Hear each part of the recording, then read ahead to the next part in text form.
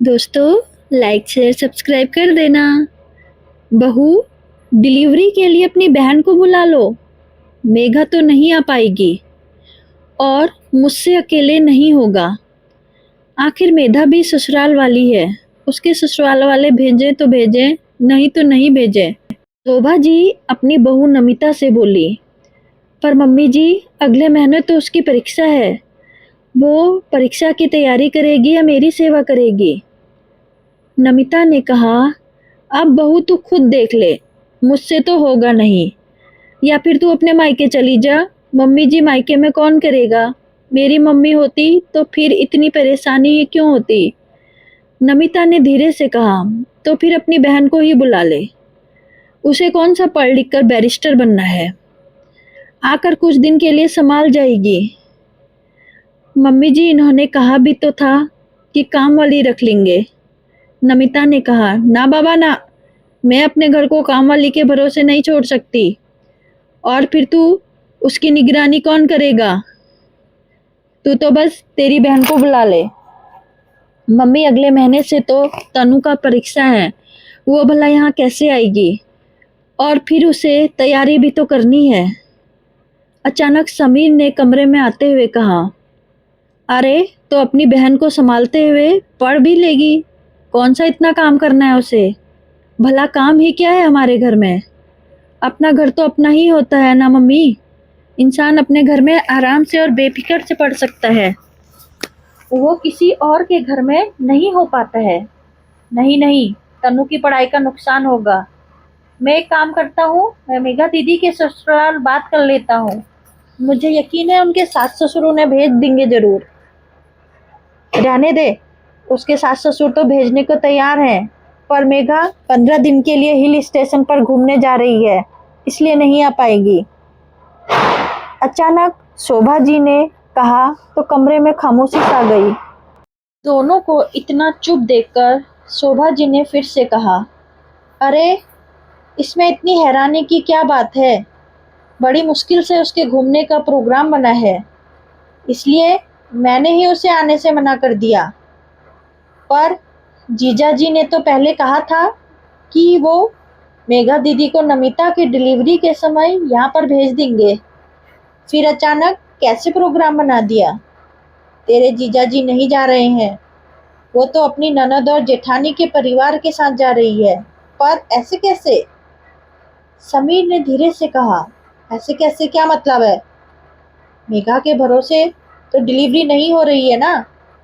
बड़ी मुश्किल से उसका घूमने का प्रोग्राम बना है, मैं उसे मना नहीं करूंगी। कुछ दिनों की तो बात है, बुला लो तनु को, बाद में मैं तो मेघा आ ही जाएगी। समीर ने नमिता की तरफ देखा और नमिता ने भी फिर तनु को बुलाने के लिए कहा, आप तनु को ही बुला लीजिए, आखिर 15-20 दिन बाद तो मेघा दीदी आ ही जाएंगी। नमिता ने उसके बाद तनु को फ़ोन कर दिया और उसे अपने पास बुला लिया। तनु भी खुशी खुशी नमिता के पास आ गई। आखिर नमिता को पूरा टाइम चल रहा था, डिलीवरी कभी भी हो सकती थी। तनु के आने के 2 दिन बाद ही नमिता ने एक बेटे को जन्म दिया। अस्पताल में तो समीर और शोभा जी ने जैसे तैसे संभाला, लेकिन जैसे ही नमिता को घर पर लेकर आए, उसके बाद सारी जिम्मेदारी शोभा जी ने तनु पर डाल दी। घर के काम तो फिर भी ठीक थे, लेकिन नवजात बच्चे और नमिता को कैसे संभालें? शोभा जी तो रात को अपने कमरे में जाकर सो जाती और तनु को नमिता की जिम्मेदारी दे देती। तनु को भी कोई चीज़ समझ नहीं आती थी। आखिर एक कॉलेज में पढ़ने वाली लड़की कितना क्या ध्यान रखती। जैसे नमिता कहती वैसे वो कर देती थी।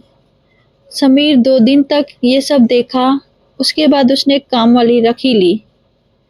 काम वाली नमिता और उसके बच्चे का काम कर जाती, उनकी मालिश करना, नहलाना, उनके कपड़े धोना, सारा काम काम वाली करके जाती। इस पर भी शोभा जी को समस्या थी। क्या जरूरत थी तुझे काम वाली रखने की? अगर मेघा आती तब तो काम वाली नहीं रखता। अपनी साली के लिए तो काम वाली रख ली। मम्मी, मेघा दीदी के 2 बच्चे हो चुके हैं, उन्हें अच्छे से पता है कि इस समय एक औरत की क्या ज़रूरत होती है और बच्चे कैसे संभाले जाते हैं। तनु से आप क्या उम्मीद करती हैं? आपने तो सारा काम तनु पे डाल दिया, तो फिर मैं क्या करता? लेकिन शोभा जी को तो जैसे चैन ही नहीं था। वो तो तनु के पीछे हाथ धोकर पड़ चुकी थी। घर के सारे काम करने के बाद जब तनु पढ़ने बैठती तो उसे कोई न कोई काम बता ही देती। ये सब नमिता को भी समझ में आ रहा था, पर वो अभी कुछ नहीं कर सकती थी। तनु के हर काम से उन्हें समस्या थी। अरे पता नहीं अपनी मम्मी के जाने के बाद घर कैसे संभालती होगी। इसे तो कुछ भी नहीं आता, ना ही ढंग से खाना बनाना आता, ना ही घर के काम। कई बार तो ये सब वो तनु के मुंह पर बोल चुकी थी, पर तनु चुप रहती। आखिर दीदी का ससुराल था, ज्यादा कुछ भी नहीं कह सकते थे। जैसे तैसे कर 20 दिन निकले। मेघा अपने मायके आ गई। समीर ने तनु को घर छोड़कर आने के लिए कहा तो शोभा जी ने कहा, अरे 2 दिन बाद तो नहावन है ही, तब तक इसके पापा आएंगे ही अपनी नाती और बेटी के कपड़े लेकर। उस समय इसे लेते जाएंगे। क्यों बेवजह जाने का खर्चा कर रहा है? हाँ भाई, तनु 2 दिन बाद चली जाएगी। वैसे मैं बहुत थकी हुई हूँ। पहाड़ों की चढ़ाई चढ़कर हाथ पैर भी दुख रहे हैं। अभी तनु संभाल तो रही है, 1-2 दिन मुझे भी आराम मिल जाएगा, फिर तो भाभी की सेवा में ही लगना है। मेघा ने कहा, ठीक है मम्मी, पर तनु के लिए कुछ ढंग का गिफ्ट ले आना। आखिर यहाँ से खाली हाथ थोड़ी ना जाएगी। या फिर बाजार जाकर उसे आप खुद ही दिलवा कर ले आओ। वो अपनी पसंद का ही कुछ ले आएगी। समीर ने कहा, अरे उसे क्या देना है, 500 रुपये दे देना और विदा कर देना। शोभा जी ने कहा, मम्मी कैसी बातें कर रही हो। आखिर तनु नमिता की छोटी बहन है। ऊपर से उसने इतने दिन से काफी हद तक काम संभाल लिया है। आखिर वो भी नेक की हकदार है। देख समीर, अपने यहाँ तो रिवाज नहीं है बहू के मायके वालों को नेक देने का। तेरी इतनी ही इच्छा है तो ज्यादा एक सूट और 500 रुपये दे देना। इससे ज्यादा मैं कुछ नहीं देने दूंगी। शोभा जी तुनकते हुए बोली, और जरा अपने ससुर जी को समझा देना कि नेक में क्या क्या लगेगा। नहावन के दिन वो सारा सामान लेकर आए और कह देना कि मेरी और मेघा की साड़ी थोड़ी ढंग की लेकर आए। मैं हल्की फुल्की साड़ी नहीं पहनूंगी और ना ही मेरी बेटी पहनेगी।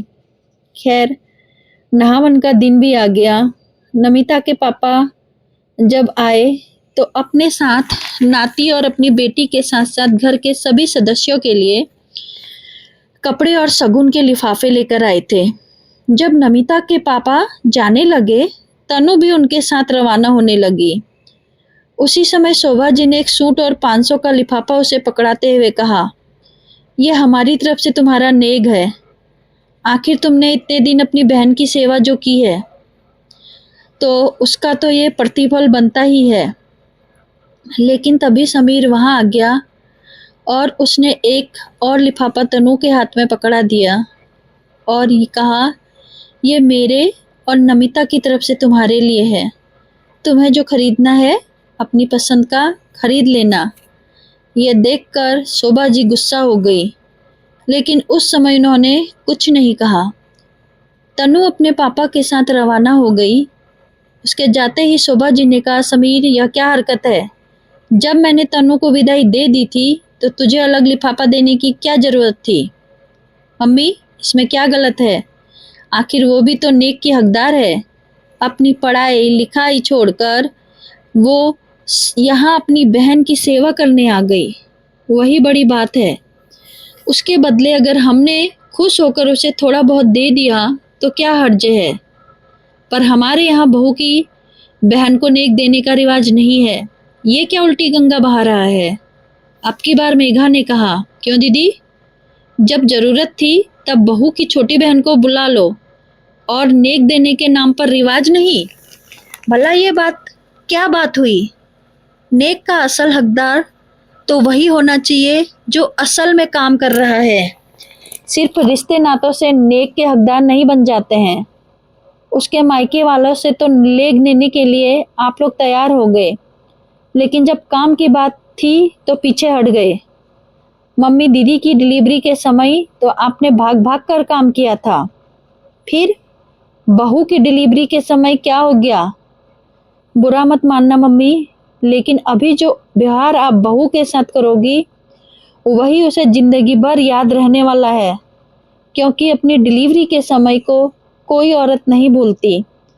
समीर ने कहा तो शोभा जी आगे कुछ नहीं कर पाई, कुछ कह नहीं पाई। आखिर बोल भी क्या सकती थी? समीर गलत तो नहीं कह रहा था, इसलिए अपने आप ही सब चुप हो गए, क्योंकि आज सही वक्त पर सही जवाब दे दिया गया था। दोस्तों, आपको कहानी कैसी लगी कमेंट बॉक्स में जरूर बताइएगा, और किसके साथ